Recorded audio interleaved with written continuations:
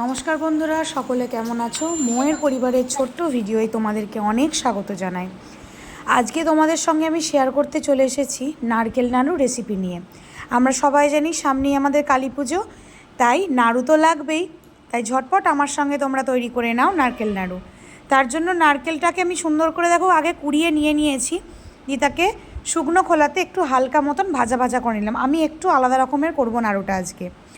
ওই একই কড়াইতে দিয়ে দিলাম গুড়টা আমরা ততক্ষণ পাক দেবো যতক্ষণ না একটা হালকা চিটচিটে ভাব তৈরি হয়। আঙুলে নিলেই তোমরা বুঝতে পারবে যে একটা সুতোর মতন চিটচিট ভাব করছে আঙুলে নিলে।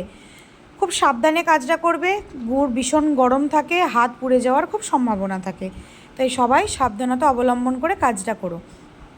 নাড়ু আমাদের বাঙালির সবার ফেভারিট, আর সমস্ত পূজা পার্বণে কিন্তু নাড়ু আমাদের চাই। এগুলো মা ঠাকুমাদের ইমোশান।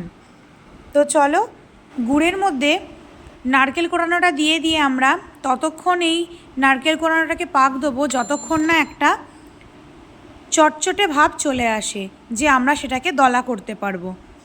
দেখো আমার মোটামুটি একটা ভাব এসেছে, তো আমি দেখব এটাকে পাকানো যায় কি না, যদি না হয় আবার আমি বসাবো। তো মোটামুটি একটা ভাব এসেছে, তো আমি আরও কিছুক্ষণ জাল দেব এটাকে। দেখো হালকা দলা দলা হচ্ছে। আমি প্রচণ্ড গরম ছিল বলে প্রথমে হালকা করে এরকম করে নিয়েছিলাম, তারপরে একটু ঠান্ডা হলে তাকে আবার এরকম সুন্দর করে গোল করে নিচ্ছি। দেখো নাড়ু আমাদের কতটা সুন্দরভাবে তৈরি হচ্ছে।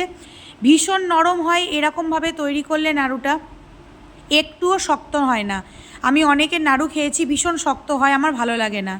তো সকলে জানিও কেমন হয়েছে ভিডিওটা। যদি ভালো লাগে আমার সঙ্গে থেকো, পাশে থেকো। দেখা হচ্ছে আবারও কোনো ব্লগে তোমাদের সাথে। সবাই একটা কমেন্ট করে যেও, যাতে তোমাদের আমি ধন্যবাদ জানাতে পারি। সকলকে টাটা।